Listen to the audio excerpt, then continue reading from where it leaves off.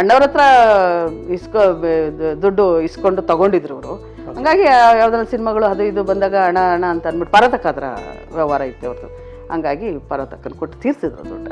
ಅಂದರೆ ಅವ್ರಿಗೆ ಮಕ್ಕಳಿಗೆ ಟೈಮ್ ಕೊಡೋಕ್ಕಾಗ್ತಾ ಇರಲಿಲ್ಲ, ಯಾಕೆಂದರೆ ಇಲ್ಲಿ ಕೆಲಸ ಮತ್ತು ಶೂಟಿಂಗ್ಗಳು ಎರಡೂ ಇರೋದ್ರಿಂದ ಮಕ್ಳುಗಳಿಗೇನು ಅಷ್ಟೊಂದು ಇಂಟ್ರೆಸ್ಟು ಇದು ಮಾಡೋಕ್ಕಾಗ್ತಾರಲ್ಲ. ಮಕ್ಕಳ ಜವಾಬ್ದಾರಿ ಎಲ್ಲ ನಂದೇ, ನಾನು ಅವ್ರನ್ನ ಓದಿಸೋದು ಇದು ಮಾಡೋದು. ನಮ್ಮ ಮನೆಯವ್ರು ತೀರ್ಕೊಂಡ್ಮೇಲೆ ಸ್ವಲ್ಪ ಡಿಪ್ರೆಷನ್ ಅದೇ. ನಾನು ಡಿಪ್ರೆಷನ್ ಆದಮೇಲೆ ಅಂತಂದರೆ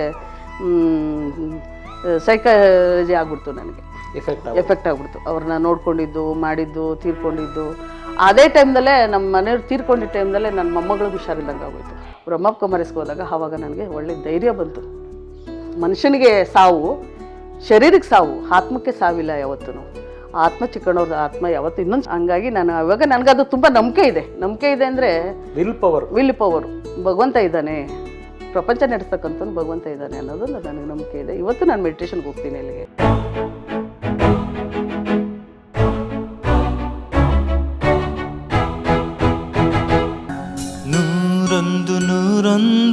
ಒಬ್ಬ ಯಜಮಾನನಾಗಿ ನಿಮ್ಮ ಒಬ್ಬ ಪತಿದೇವರಾಗಿ ಹೇಗಿರೋರು? ಖುಷಿ ಅಂದರೆ ಚೆನ್ನಾಗಿ ನೋಡ್ಕೊಳ್ಳೋರು. ಏನು ಅವ್ರಿಗೇನು ತೊಂದರೆ ಇರ್ತಿರ್ಲಿಲ್ಲ, ಏನಿಲ್ಲ. ಅಂದರೆ ನಮ್ಮ ಅತ್ತೆ ತೀರ್ಕೊಂಡ್ಮೇಲೆ ಮನೆಗೆ ನಾನೇ ಮೇಯ್ನು. ನಮ್ಮ ಅತ್ತೆ ಸಡನ್ ತೀರ್ಕೊಂಡ್ರಲ್ವ, ಹಾಗಾಗಿ ನನಗೆ ಜವಾಬ್ದಾರಿ ಜಾಸ್ತಿ ಬಂತು. ಜವಾಬ್ದಾರಿ ಅಂತಂದರೆ ಮತ್ತು ಇಬ್ಬರು ಹೆಣ್ಣು ನೋಡ್ಕೋಬೇಕು, ನಮ್ಮ ಮಾವನ ನೋಡ್ಕೋಬೇಕು, ನಮ್ಮ ಮಾವನ ಮಗು ಥರ ನೋಡ್ಕೋಬೇಕು. ಮತ್ತು ಇಬ್ಬರು ಮೈದಂದಿರಿದ್ರು, ಅವ್ರನ್ನ ನೋಡ್ಕೋಬೇಕು. ಮತ್ತು ಇಬ್ಬರು ಮಕ್ಕಳು ಬೇರೆ, ಜವಾಬ್ದಾರಿ ಜಾಸ್ತಿ ನನಗೆ. ಎಲ್ಲ ಕೆಲಸನ ಅವಾಗೆಲ್ಲ ಏನು ನಮ್ಗಳಿಗೆಲ್ಲ ಏನು ಕೆಲಸದವ್ರನ್ನ ಇಟ್ಕೋಬೇಕು ಮಾಡಬೇಕು ಅನ್ನೋದೊಂದು ಯಾವುದು ಅಷ್ಟೊಂದು ಸ್ಪೆಸಿಲಿಟಿ ಇರಲಿಲ್ಲ. ಹಾಗಾಗಿ ಎಲ್ಲ ಕೆಲಸ ಎಲ್ಲ ನಮ್ಮದೇ ಜಾಸ್ತಿ ಜವಾಬ್ದಾರಿ. ಆಮೇಲೆ ನಮ್ಮ ಅತ್ತೆ ತೀರ್ಕೊಂಡು ಹಿಂದಕ್ಕೆ ಮತ್ತು ಇನ್ನೊಬ್ಬ ನಮ್ಮ ಇದ್ರಿಗೆ ಮದುವೆ ಮಾಡಬೇಕಾಗಿತ್ತು. ಮದುವೆ ಮಾಡೋ ಜವಾಬ್ದಾರಿ ಎಲ್ಲ ನಮ್ಮದೇ. ಎಲ್ಲನೂ ಪ್ರತಿಯೊಂದು ಕೆಲಸ ಎಲ್ಲ ನನ್ನದೇ ಜಾಸ್ತಿ ಇತ್ತು. ಅವಾಗ ನನಗೆ ಸಾಥ್ ಕೊಡೋರು. ಈ ಕೆಲಸ ಹಿಂಗೆ ಮಾಡೋಕ್ಕಾಗಲ್ಲ ರೀ, ಇದು ಹಿಂಗೈತೆ, ಸರಿ ಆಯಿತು, ಎಷ್ಟು ಹಿಂಗಾಯ್ತು ಹಂಗೆ ಮಾಡೋಣ. ಯಾವುದೇ ಕೆಲಸದಲ್ಲಿ ನಾವು ಯಾವತ್ತು ಜಗಳಾಡ್ದವ್ರಲ್ಲ ಒಂದು ದಿವ್ಸಕ್ಕೂ. ಈಗ ನಾನು ಹೇಳಿದ್ರೆ ಒಪ್ಕೊಳ್ಳೋರು. ಸರಿ ಆಯ್ತು, ಅರ್ಥ ಮಾಡಿಸ್ತಿದ್ದೆ ಅವ್ರಿಗೆ. ಈ ಥರ ಹಿಂಗೈತೆ, ಹಿಂಗೆ ಕೆಲಸ ಈ ಥರ ಮಾಡಬೇಕು, ಹಿಂಗೆ ಮಾಡಬೇಕು ಅಂತನ. ಕೆಲವೊಂದು ಸಮಯದಲ್ಲಿ ಗಂಡ ಹೆಂಡ್ತಿ ಮೇಲೆ ಕಿತ್ತಾಡ್ದಂಗೆ ಇರೋಕ್ಕಲ್ಲ, ಸಾಮಾನ್ಯ ಬಂದೇ ಬರ್ತದೆ.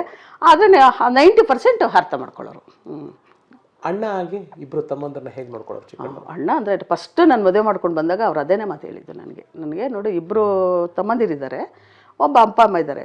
ನಿನಗೆ ಏನು ಮಾಡ್ತೀಯೋ ಬಿಡ್ತೀಯೋ ನನಗೆ ಗೊತ್ತಿಲ್ಲ, ಒಟ್ಟು ನಮ್ಮಪ್ಪ ನಮ್ಮಮ್ಮನ ಚೆನ್ನಾಗಿ ನೋಡ್ಕೋಬೇಕು ನೀನು, ಅಷ್ಟು ನನಗೆ ಅದು ಹೇಳಿದ್ರು. ಅದು ಮಾತು ನನಗೆ ಇವತ್ತಿಗೂ ನನಗೆ ಅದೇ ಇದೆ. ಇವತ್ತೂ ನಮ್ಗೆ ಅಷ್ಟೇ ಬೆಲೆ ಐತೆ. ಇವತ್ತು ನೆನ್ಕೋತೀನಿ ನಾನು ಯಾವತ್ತಾದ್ರು ಒಂದೊಂದ್ಸಲ. ತಮ್ಮಂದ್ರಿಗೂ ಅಣ್ಣ ಅಂದ್ರೆ ತುಂಬ ಇಷ್ಟ. ಹಂಗಾಗಿನೇ ನಮ್ಮ ತೀರ್ಕೊಂಡಿದ್ದವರು. ಅದೇ ನಾನು ಬರ್ತೀನಿ, ಅದನ್ನ ಹಂತವಾಗಿ ಮಾತಾಡ್ಕೊಂಡು ಹೋಗ್ತೀನಿ.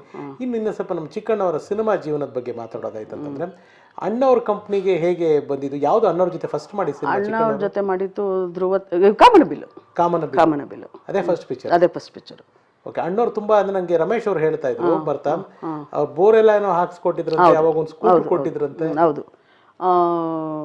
ಇದಕ್ಕೆ ಪಾರ್ವತಮ್ಮವ್ರಿಗೆ ಚೆನ್ನಾಗಿ ಫ್ರೆಂಡ್ ಆದ್ರು ಇವರು. ಪಾರ್ವತಕ್ಕ ಅವ್ರಿಗೆ ಚೆನ್ನಾಗಿ ಫ್ರೆಂಡ್ ಆದಾಗ ಅವಾಗ ಏನು ಮಾಡಿದ್ರು, ಅವರು ಇದರಲ್ಲಿ ಕೆಂಗೇರಿಲಿ ಇತ್ತಲ್ಲ ಪುನೀತ್ ಫಾರ್ಮ್ಸ್, ಅದಕ್ಕೆ ಇವರು ಬೋರ್ವೆಲ್ ಇದರಲ್ಲೇ ಇದ್ದಿದ್ದು, ಆಗ್ರೋದಲ್ಲಿ ಬೋರ್ವೆಲ್ ಇದ್ದಿದ್ದು. ಆ ಬೋರ್ವೆಲ್ ಇದ್ದಾಗ ಸುಮಾರು ಒಂದು 5-6 ಬೋರ್ವೆಲ್ ಹಾಕ್ಸ್ಕೊಟ್ಟಿದ್ದಾರೆ ಅಲ್ಲಿಗೆ. ಆ ಬೋರ್ವೆಲ್ ಹಾಕ್ಸ್ಕೊಟ್ಟಿದ್ದಾರೆ. ಮತ್ತು GKVKಯಿಂದ ಗಿಡಗಳು ತೊಗೊಂಡೋಗಿ ಹಾಕ್ಕೊಟ್ಟಿದ್ದಾರೆ. ಸುಮಾರು ಎಷ್ಟು ಗಿಡಗಳು ಹಾಕ್ಸಿದ್ದಾರೋ ಗೊತ್ತಿಲ್ಲ. ತೆಂಗಿನ ಮರಗಳಂತೆ ಹೊಸ ತಳಿ ಏನು ಬರುತ್ತೋ ಅವಾಗ ಅವ್ರಿಗೆಲ್ಲ ಫ್ರೆಂಡ್ ಇದ್ರು ಇದರಲ್ಲಿ. ಹಿಂಗೆಲ್ಲ ಬೇಕು, ಅಣ್ಣವ್ರ ಮನೆಗೆ ಇದು ಬೇಕು, ಪಾರ್ವತಕ್ಕ ಕೇಳ್ತಿದ್ದಾರೆ ಅಂದಾಗ ಹೊಸ ತಳಿ ಏನು ಕಂಡು ಹಿಡಿತಾರೋ ಅವಾಗ ಎಲ್ಲ ಮಾವಿನ ಗಿಡ ಹಿಡಿದು, ಸೇಬೆ ಗಿಡದಿಂದ ಹಿಡಿದು ಪ್ರತಿಯೊಂದು ಹಣ್ಣು ಗಿಡಗಳೆಲ್ಲದನ್ನು ಕೊಡಿಸಿದ್ದಾರೆ. ಮತ್ತು ಲೀಲಾವತಿ ಅಮ್ಮನಿಗೂ ಅಷ್ಟೇ. ಲೀಲಾವತಿ ಅಮ್ಮ ಮಡ್ರಾಸಿಂದ ಬಂದರೆ ಸಾಕು, ಚಿಕ್ಕಣ್ಣನ ಗಿಡಗಳು ಬೇಕಂದರೆ ಸಾಕು, ಇವರಿಬ್ಬರು ಹೋಗೋರು ಮತ್ತು ಗಿಡಗಳು ತಂದಾಕೋರು. ಅಲ್ಲಿ ಫಾರ್ಮ್ ಹೌಸಲ್ಲಿ ಎಷ್ಟಿದಾವೋ ಗಿಡಗಳು ಇದರಿಂದ GKVKಯಿಂದ ಕೊಡಿಸಿರೋದು. ಲೀಲಾವತಿ ಅಮ್ಮನಿಗೆ ಮತ್ತು ಇವರಿಗೆ ತುಂಬ ಗಿಡಗಳೆಲ್ಲ ಕೊಡಿಸಿದ್ದಾರೆ. ಬೋರ್ವೆಲ್ ಹಾಕ್ಸ್ಕೊಟ್ಟಿದ್ದಾರೆ. ಲೀಲಾವತಿ ಅಮ್ಮವ್ರಿಗೂ ಬೋರ್ವೆಲ್ ಹಾಕ್ಸ್ಕೊಟ್ಟಿದ್ದಾರೆ ಅಲ್ಲಿಗೆ. ಈ ಆಗ್ರೋ ಕಂಪ್ನಿ ಎಷ್ಟು ವರ್ಷಗಳ ತನಕ ಇತ್ತಮ್ಮ? ಎಷ್ಟು ವರ್ಷ ಅಂತಂದರೆ ಸುಮಾರು ಒಂದು ಚಿಕ್ಕಣ್ಣವರಲ್ಲೇ ರಿಟೈರ್ಡ್ ಆದ್ರೆ ಆಗ್ರೋ ಅದು ಲಾಸ್ಟಲ್ಲಿ ಇದು ಅಂದ್ಬಿಟ್ಟು ಮುಚ್ಚಿಬಿಟ್ರು. ಕಂಪ್ನಿ ಲಾಸ್ ಆಗಿದೆ ಅಂತ ಕೃಷ್ಣ ಅವರ ಸರ್ಕಾರದಲ್ಲಿ ಮುಚ್ಚಿಬಿಟ್ರು. ಅದು ನಡ್ಸಕ್ಕಾಗಲ್ಲ. ಕೆಲವೊಂದು ಸಂಬಳಗಳು ಕೊಡೋಕ್ಕಾಗಲ್ಲ, ಹಂಗೆ ಕೊಡೋಕ್ಕಾಗಲ್ಲ. ಕೆಲವೊಂದು ತಿಂಗಳು ಸಂಬಳನೇ ಕೊಡ್ತಾ ಇರಲಿಲ್ಲ. ಹಂಗಾಗಿ ಇದು ಮಾಡಿಬಿಟ್ಟು ಅವಾಗ ನಮಗೆ ಸಿನಿಮಾ ಇದ್ದಿದ್ದಕ್ಕೆ ಜೀವನ ನಡೀತು. ಅವಾಗ ಅದನ್ನೇ ನಂಬ್ಕೊಂಡಿದ್ರೆ ಸ್ವಲ್ಪ ಕಷ್ಟ ಆಗ್ತಾಯಿತ್ತು. ಹಂಗಾಗಿ ಮುಚ್ಚೇ ಬಿಟ್ರು ಅದನ್ನು. ಅಣ್ಣವ್ರೇನೋ ಸ್ಕೂಟ್ರ್ ಕೊಡಿಸಿದ್ರಂತೆ, ಒಂದು ಬಜಾಜ್ ಚೇತಕ್ ಕೊಡಿಸಿದ್ರು. ಅಂದರೆ ಅಣ್ಣವ್ರ ಹತ್ರ ದುಡ್ಡು ಇಸ್ಕೊಂಡು ತಗೊಂಡಿದ್ರು ಅವರು. ಹಂಗಾಗಿ ಯಾವ್ದಾದ್ರು ಸಿನಿಮಾಗಳು ಅದು ಇದು ಬಂದಾಗ ಹಣ ಅಂತ ಅಂದ್ಬಿಟ್ಟು ಪರತಕ್ಕ ಅದರ ವ್ಯವಹಾರ ಇತ್ತು ಅವ್ರದ್ದು. ಹಂಗಾಗಿ ಪಾರ್ವತಕ್ಕನ ಕೊಟ್ಟು ತೀರ್ಸಿದ್ರು ದುಡ್ಡು ಅದನ್ನು.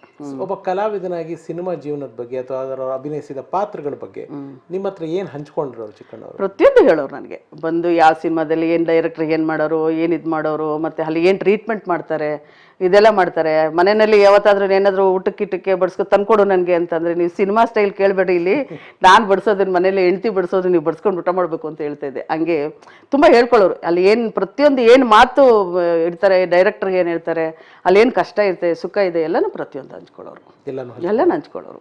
ಓಕೆ, ಮಕ್ಕಳುಗಳ ಬಗ್ಗೆ, ಮಕ್ಕಳ ಭವಿಷ್ಯದ ಬಗ್ಗೆ ಚಿಕ್ಕಣ್ಣವ್ರು ಏನೇನು ಕನಸು ಇಟ್ಕೊಂಡಿದ್ರು? ಕನಸು ಮತ್ತು ಮಗಳನ್ನ ಚೆನ್ನಾಗಿ ಓದಿಸ್ಬೇಕು, ಒಳ್ಳೆ ಕಡೆ ಕೊಟ್ಟು ಮದುವೆ ಮಾಡಬೇಕು, ಮಕ್ಕಳು ಚೆನ್ನಾಗಿ ಓದಬೇಕು. ನಾನು ಕಷ್ಟಪಟ್ಟು ಓದೋದೇನಕ್ಕೆ ಅಂದರೆ ಅವ್ರಿಗೆ ಮಕ್ಕಳಿಗೆ ಟೈಮ್ ಕೊಡೋಕ್ಕಾಗ್ತಾ ಇರಲಿಲ್ಲ. ಯಾಕೆಂದರೆ ಇಲ್ಲಿ ಕೆಲಸ ಮತ್ತು ಶೂಟಿಂಗ್ಗಳು ಎರಡೂ ಇರೋದ್ರಿಂದ ಮಕ್ಕಳುಗಳಿಗೇನು ಅಷ್ಟೊಂದು ಇಂಟ್ರೆಸ್ಟು ಇದು ಮಾಡೋಕ್ಕಾಗ್ತಾರಲ್ಲ. ಮಕ್ಕಳ ಜವಾಬ್ದಾರಿ ಎಲ್ಲ ನಂದೇ. ನಾನು ಅವ್ರನ್ನ ಓದಿಸೋದು, ಇದು ಮಾಡೋದು, ಸ್ಕೂಲಿಗೆ ಕರ್ಕೊಂಡೋಗಿ ಬಿಡೋದು, ಕರ್ಕೊಂಬರೋದು ಎಲ್ಲ. ಮತ್ತು ಟೈಮ್ ಇದ್ದಾಗ ಮಾತ್ರ ಕರ್ಕೊಂಡು ಸ್ಕೂಟ್ರಲ್ಲಿ ಕರ್ಕೊಂಡೋಗಿ ಮಕ್ಕಳ ಸ್ಕೂಲಿಗೆ ಬಿಟ್ಟು ಬರೋರು.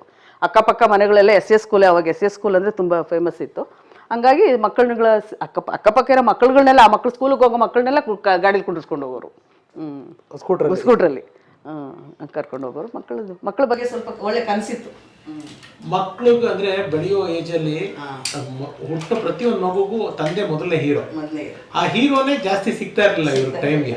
ಆ ಮಕ್ಳು ಎಷ್ಟು ಮಿಸ್ ಮಾಡ್ಕೊಂಡಿರೋರು? ಮಿಸ್ ಮಾಡ್ಕೊಳ್ಳೋರು ಅಂತಂದ್ರೆ ಮತ್ತೆ ಟೈಮ್ ಇದ್ದಾಗ ಕರ್ಕೊಂಡು ಹೋಗೋರು.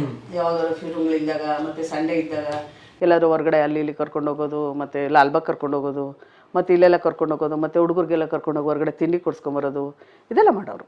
ಅದಕ್ಕೆಲ್ಲ ಮಾಡೋರು. ಟೈಮ್ ಇದ್ದಾಗ ಮಕ್ಕಳನ್ನ ಕರ್ಕೊಂಡು ಹೋಗೋರು. ಓಕೆ, ಇವಾಗ ಗಂಡ ಹೆಂಡತಿ ನಿಮ್ಮಿಬ್ಬರಿಗೆ, ಇವಾಗ ಮಕ್ಕಳು ಬಿಟ್ಬಿಡಿ, ನಿಮ್ಮ ಅತ್ತೆ ಮಾವ ಬಿಟ್ಬಿಡಿ, ಮೈದನದ್ರು ಬಿಟ್ಬಿಡಿ, ನೀವಿಬ್ರು ಸತಿಪತಿಗಳಾಗಿ ಗಂಡ ಹೆಂಡತಿರಾಗಿ ನಿಮಗೆ ಅಂತ ಸಮಯ ಸಿಕ್ಕಿದಾಗ ಹೇಗಿರ್ತಿದ್ರಿ? ಏನ್ ಮಾತಾಡ್ತಿದ್ರಿ? ನಾವು ಜೀವನದಲ್ಲಿ ಇರ್ತಿದ್ದಲ್ಲ, ಕಷ್ಟ ಸುಖ, ಇನ್ನೊಂದು ಮತ್ತೊಂದು, ಮಕ್ಕಳನ್ನ ಹೆಂಗೆ ಬೆಳೆಸ್ಬೇಕು, ಏನು ಮಾಡಬೇಕು, ಮತ್ತು ಇನ್ನೂ ಚಿಕ್ಕನೊಬ್ಬ ಮೈದ ಇದ್ದ, ಅವನಿಗೆ ಮದುವೆ ಮಾಡಬೇಕಿತ್ತು. ಅವನಿಗೆ ಎಣ್ಣೆಯಲ್ಲಿ ನೋಡಬೇಕು, ಏನು ಮಾಡಬೇಕು, ಸಂಸಾರ ಹೆಂಗೆ ತೂಗಿಸ್ಬೇಕು, ಏನು ಮಾಡಬೇಕು, ಯಾವುದನ್ನ ಏನಾದರೂ ಮನೆಯಲ್ಲಿ ಏನಾದರೂ ಮಾಡಬೇಕು, ಮತ್ತು ಒಂದು ಏನಾದರೂ ಬೇರೆ ಕಡೆ ಒಂದು ಸೈಟ್ ಮಾಡೋದಾ, ಏನು ಮಾಡೋದು, ಅದೆಲ್ಲ ಮಾತಾಡ್ತಿದ್ವು ಮನೆಯಲ್ಲಿ. ಕಷ್ಟ ಸುಖ ಜೀವನದಲ್ಲಿ ಇದೇ ಇರ್ತೈತಲ್ವ, ಮನೆಯಲ್ಲಿ ಹೆಂಗೆ ಸಾಕಬೇಕು, ಮಕ್ಕಳನ್ನ ಏನು ಮಾಡಬೇಕು, ಅದೆಲ್ಲ ಮಾತಾಡ್ತಿದ್ವಿ ಕೂತ್ಕೊಂಡು. ಅದೆಲ್ಲ ಮಾತಾಡ್ತಿದ್ವಿ.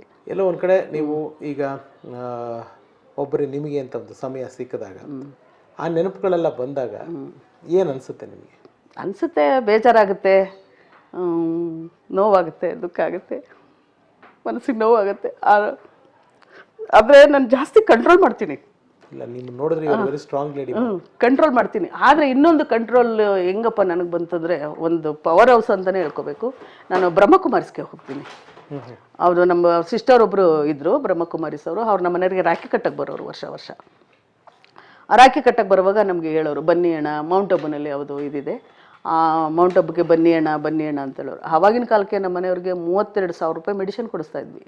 32,000 ರೂಪಾಯಿ. ಸೈಕ್ಲೋಸ್ಪೋರಿನ್ ಅಂತ ಒಂದು 25,000, 11,000 ಬಂದು ಇದು ಸಿರೋಲಿಮಸ್ ಅಂತ ಒಂದು ಟ್ಯಾಬ್ಲೆಟ್ಸ್, ಅದು ಕೊಡ್ತಾಯಿದ್ವಿ ಕಿಡ್ನಿಗೆ. ಬಟ್ ಕಿಡ್ನಿ ಟ್ರಾನ್ಸ್ಪ್ಲಾಂಟ್ ಮಾಡಿದಾಗ ಆವಾಗ ಅವ್ರು ಹೇಳಿದ್ರು, ಬನ್ನಿ ಅಣ್ಣವ್ರೆ ಅಂತ ಬಂದು ಕರೆಯೋರು. ಒಂದು ತಿಂಗ್ಳಿಗೆ 15,000 ಆಗುತ್ತೆ, ಬನ್ನಿ ಅಣ್ಣ ನನ್ನ ಮೌಂಟ್ ಅಬ್ಬು ಕರ್ಕೊಂಡು ಹೋಗ್ತೀನಿ ಅಂತ ಹೇಳಿದ್ರೆ, ಆವಾಗ ನಾವು ಹೇಳ್ತಿದ್ವಿ, ಒಂದು ತಿಂಗ್ಳಿಗೆ 15 ದಿವಸದ ಮೆಡಿಷನ್ ಆಗುತ್ತೆ ಅಕ್ಕ, ನಮ್ಗೆ ಎಲ್ಲಿ ಬರೋದು. ಆವಾಗ ನಮ್ಗೆ ಹಂಗಿತ್ತು ಇದು, ಹಂಗೆ ಹೇಳ್ತಾ ಇದ್ವು. ಆಮೇಲೆ ಅವ್ರ ನಮ್ಮ ಮನೆಯವ್ರ ಶರೀರ ಬಿಟ್ಟ ಮೇಲೆ, ಅವ್ರ ತೀರ್ಕೊಂಡ್ಮೇಲೆ ಆಮೇಲೆ ಬಂದರು ಅವರು. ಅಕ್ಕ ನೀವು ಇಷ್ಟೊಂದು ದುಃಖ ಇದ್ದೀರಾ, ಬನ್ನಿ ನಮ್ಮ ಆಶ್ರಮಕ್ಕೆ ಬನ್ನಿ, ನಿಮಗೆ ಒಂಥರ ನೆಮ್ಮದಿ ಸಿಕ್ಕುತ್ತೆ, ಒಂದು ಪೀಸ್ ಮೈಂಡ್ ಸಿಕ್ಕುತ್ತೆ, ಬನ್ನಿ ಅಂತ ಕರೆಯೋರು. ಆಮೇಲೆ ನನಗೊಂದು ಸ್ವಲ್ಪ ಅಲ್ಲಿ ಒಲವು ಬಂತು, ಇರು ಹೋಗೋಣ, ಸುಮ್ಮನೆ ಮನೇಲಿ ಇದು ಮಾಡಿಕೊಂಡು ಮಾಡೋದಕ್ಕೆ. ನಮ್ಮ ಮನೆಯವ್ರು ತೀರ್ಕೊಂಡ್ಮೇಲೆ ಸ್ವಲ್ಪ ಡಿಪ್ರೆಷನ್ ಅದೇ ನಾನು. ಡಿಪ್ರೆಷನ್ ಆದಮೇಲೆ ಅಂತಂದರೆ ಸೈಕಾಲಜಿ ಆಗ್ಬಿಡ್ತು ನನಗೆ, ಎಫೆಕ್ಟ್ ಆಗ್ಬಿಡ್ತು. ಅವ್ರನ್ನ ನೋಡ್ಕೊಂಡಿದ್ದು, ಮಾಡಿದ್ದು, ತೀರ್ಕೊಂಡಿದ್ದು. ಅದೇ ಟೈಮ್ದಲ್ಲೇ ನಮ್ಮ ಮನೆಯವ್ರು ತೀರ್ಕೊಂಡಿದ್ದ ಟೈಮ್ದಲ್ಲೇ ನನ್ನ ಮೊಮ್ಮಗಳಿಗೆ ಹುಷಾರಿಲ್ದಂಗೆ ಆಗೋಯ್ತು. ಅಪೆಂಡಿಕ್ಸ್ ಆಗ್ಬಿಡ್ತು. ಯಾರು? ಆಶನ್ ಮಗಳಿಗೆ, ಆಶಾ ಅವ್ರ ಮಗಳಿಗೆ. 3 ವರ್ಷ ಮಗು. ಅವಾಗ 3 ವರ್ಷ ಮಗು ಇದ್ದಾಗ ಅಪೆಂಡಿಕ್ಸ್ ಆಗಿ ನಮ್ಮ ಮನೆಯವರು ತಿಥಿ ದಿವಸನೇ ಅವಳಿಗೆ ಆಪ್ರೇಷನ್ ಮಾಡಿಸಿದ್ವಿ. ನೈಟ್, ರಾತ್ರಿ 12 ಗಂಟೆಗೆ, 2 ಗಂಟೆನಲ್ಲಿ. ಹಾಗಾಗಿ ನಮ್ಮ ಅಳಿಯ ಬಂದು ಗುಲ್ಬರ್ಗದಲ್ಲಿದ್ದರು. ಅವ್ರನ್ನ ಪರ್ಮಿಷನ್ ಕೇಳಿಕೊಂಡು ನಾವು ಇಲ್ಲ ತಕ್ಷಣಕ್ಕೆ ಆಪ್ರೇಷನ್ ಮಾಡಲೇಬೇಕು ಅಂತ ಹೇಳ್ಬಿಟ್ರು. ಅವ್ರ ಪರ್ಮಿಷನ್ ತೊಗೊಂಡು ಇದು ಮಾಡಿಕೊಂಡು ಇದರಲ್ಲಿ ಗಣೇಶ್ ನರ್ಸಿಂಗ್ ಹೋಮ್ ಅಂತ ಇತ್ತು, ಇದರಲ್ಲಿ ಮೇಕ್ರಿ ಸರ್ಕಲಲ್ಲಿ. ಆ ಮೇಕ್ರಿ ಸರ್ಕಲಲ್ಲಿ ಇದ್ದಾಗ ಆವಾಗ ಅಲ್ಲಿ ಆಪ್ರೇಷನ್ ಮಾಡಿಸಿದ್ವಿ. ಆಪ್ರೇಷನ್ ಮಾಡಿಸಿ ಅಲ್ಲಿ ಆಪ್ರೇಷನ್ ಮಾಡಿದ ಮಗು ಐತೆ, ಇಲ್ಲಿ ನಮ್ಮ ಮನೆಯಲ್ಲಿ ತಿಥಿ ಮಾಡ್ತಾಯಿದ್ವಿ 11 ದಿವಸದ್ದು. ಆವಾಗ ನಮಗೆ ತುಂಬ ವೀಕ್ ಆಗ್ಬಿಡ್ತು ಮೈಂಡ್, ತುಂಬಾ ವೀಕ್ ಆಯಿತು. ವೀಕಾಗಿ ಹಿಂಗೆ ಆಗ್ಬಿಡ್ತಲ್ಲ, ನಮ್ಮ ಮನೆಯವ್ರಿಗೆ ಮನೆಗೆ ಹಿರಿ ಮನುಷ್ಯನ ಹೆಂಗೆ ಆಗ್ಬಿಟ್ರಲ್ಲ, ಮನೆಗೆ ಇನ್ಯಾರಿದ್ದಾರೆ ಅನ್ನೋ ಒಂದು ನೋವು ಇದು ಮಾಡ್ಕೊತಿದ್ದಂಗೆ ನಮ್ಮ ಮೈದನೂ ತೀರ್ಕೊಂಬಿಟ್ರು. ಹಂಗಾಗಿ ಡಿಪ್ರೆಷನ್ನು ತುಂಬ ಜಾಸ್ತಿ ಆಯಿತು. ನನಗೆ ಡಿಪ್ರೆಷನ್ ಆಯಿತು. ಡಿಪ್ರೆಷನ್ ಆದಮೇಲೆ ತಿರ್ಗಾ ಮತ್ತೆ ನಮ್ಮ ತಮ್ಮ ಒಬ್ರು ಇದ್ದಾರೆ, ಅವ್ರ ತಮ್ಮ ಕರ್ಕೊಂಡೋಗಿ ಇದರಲ್ಲಿ ವಿಕ್ಟೋರಿಯಾ ಹಾಸ್ಪಿಟಲಲ್ಲಿ ನಮ್ಮ ರಿಲೇಷನ್ ಒಬ್ಬರು ಸೈಕಾಲಜಿಸ್ಟ್ ಇದ್ದಾರೆ, ಅವ್ರನ್ನ ಕರ್ಕೊಂಡೋಗೆಲ್ಲ ಹಾಸ್ಪಿಟ್ಲಿಗೆ ತೋರಿಸಿ ಎಲ್ಲ ಹಾರ್ಟು ಇದು ಎಲ್ಲ ಚೆಕ್ ಮಾಡಿದ್ರು, ಎಲ್ಲ ಚೆನ್ನಾಗಿದೆ. ಮೈಂಡಲ್ಲಿ ಸ್ವಲ್ಪ ಅದು ನರ ಒಂದು ವೀಕ್ ಆಗಿದೆ, ಅದು ಲೈಫ್ ಲಾಂಗ್ ಟ್ಯಾಬ್ಲೆಟ್ ತೊಗೋಬೇಕು ಅಂತ ಹೇಳಿದರು. ಸರಿ ಹಿಂಗಾಯ್ತಲ್ವಾ. ಅವಾಗ ನಮ್ಮ ತಮ್ಮನಿಗೆ ಬೇರೆ ಮದುವೆ ಮಾಡಿರಲಿಲ್ಲ, ನಮ್ಮ ಅಪ್ಪ ಅಮ್ಮ ವಯಸ್ಸಾಗ್ಬಿಟ್ಟಿದೆ ತುಂಬ, ಅವರು ಅಷ್ಟು ಗೊತ್ತಾಗ್ತಿರ್ಲಿಲ್ಲ. ನಮ್ಮ ತಮ್ಮನಿಗೂ ಮದುವೆ ಮಾಡಬೇಕಿತ್ತು, ನಮ್ಮ ತಂಗಿ ಒಬ್ಳಿದ್ಲು, ಅವಳಿಗೂ ಮದುವೆ ಮಾಡಬೇಕಿತ್ತು. ಈ ಜವಾಬ್ದಾರಿ ಎಲ್ಲ ನಂದೇ ಇತ್ತು. ಎಲ್ಲರೂ ನಮ್ಮ ಮನೇಲೇ ಇದ್ರು ಅವಾಗ, ನಮ್ಮ ಮನೆಯವ್ರು ತೀರ್ಕೊಂಡ್ಮೇಲೆ. ಹಂಗೆ ಜವಾಬ್ದಾರಿ ಜಾಸ್ತಿ ಐತಲ್ಲ ಹೆಂಗೈತಲ್ಲ ಅಂತ ಅಂದ್ಬಿಟ್ಟು ಆವಾಗ ನಾನು ಬ್ರಹ್ಮಕುಮಾರಿಸ್ಗೆ ಹೋದಾಗ ಆವಾಗ ನನಗೆ ಒಳ್ಳೆ ಧೈರ್ಯ ಬಂತು. ಮನುಷ್ಯನಿಗೆ ಸಾವು, ಶರೀರಕ್ಕೆ ಸಾವು, ಆತ್ಮಕ್ಕೆ ಸಾವಿಲ್ಲ ಯಾವತ್ತೂ. ಆತ್ಮ ಚಿಕ್ಕಣ್ಣವ್ರದ್ದು ಆತ್ಮ ಯಾವತ್ತು ಇನ್ನೊಂದು ಶರೀರದಲ್ಲಿ ಹೋಗಿ ಹುಟ್ಟಿದೆ, ನೀವು ಯಾವತ್ತೂ ಇದು ಮಾಡ್ಕೋಬೇಡಿ ಅಕ್ಕ. ಅವ್ರು ನಮ್ಮ ಮನೆಯವರು ತುಂಬ ಚೆನ್ನಾಗಿ ಪರಿಚಯ ಇದ್ರು, ಬ್ರಹ್ಮಕುಮಾರಿ ರಾಖಿ ಕಟ್ಟಕ್ಕೆ ಬರ್ತಾಯಿದ್ರು. ಹಾಗಾಗಿ ಆವಾಗ ನನಗೊಂದು 7 days ಕೋರ್ಸ್ ಅಂತ ಕೊಟ್ಟರು. ಹೌದು, ನಾನು ಇಷ್ಟೊಂದು ವೀಕ್ ಆಗಿಬಿಟ್ರೆ ಹೇಗೆ, ನಾನು ಇನ್ನೂ ಇಷ್ಟೊಂದು ಜವಾಬ್ದಾರಿ ಇದೆಯಲ್ಲ. ಮಗನಿಗೂ ಮದುವೆ ಮಾಡಿರಲಿಲ್ಲ ಅವಾಗ, ಮಗನಿಗೂ ಮದುವೆ ಮಾಡಬೇಕಿತ್ತು, ನಮ್ಮ ತಮ್ಮನಿಗೆ ಮದುವೆ ಮಾಡಬೇಕಿತ್ತು, ಇನ್ನೊಬ್ರು ತಂಗಿಗೆ ಮದುವೆ ಮಾಡಬೇಕಿತ್ತು, ನಮ್ಮ ಅಪ್ಪ ಅಮ್ಮ ವಯಸ್ಸಾಗಿದ್ದಾರೆ, ಅವರು ನೋಡ್ಕೋಬೇಕಿತ್ತು. ಇಷ್ಟೊಂದೆಲ್ಲ ಜವಾಬ್ದಾರಿ ಇದೆ, ನಾನು ಈ ಥರ ಹಿಂಗೆ ಮಾಡಿಬಿಟ್ರೆ ಹೆಂಗೆ ಅಂತ ಅಂದ್ಬಿಟ್ಟು ಅವಾಗ ನಾನು ಸ್ವಲ್ಪ ಅವಾಗ ಟ್ಯಾಬ್ಲೆಟ್ಸ್ ತೊಗೊಂಡು ಮೆಡಿಟೇಷನ್ ಮಾಡಿ ಟ್ಯಾಬ್ಲೆಟ್ ಬಿಟ್ಬಿಟ್ಟೆ ನಾನು. ಇವತ್ತು ಟ್ಯಾಬ್ಲೆಟ್ ತೊಗೊಳಲ್ಲ ನಾನು.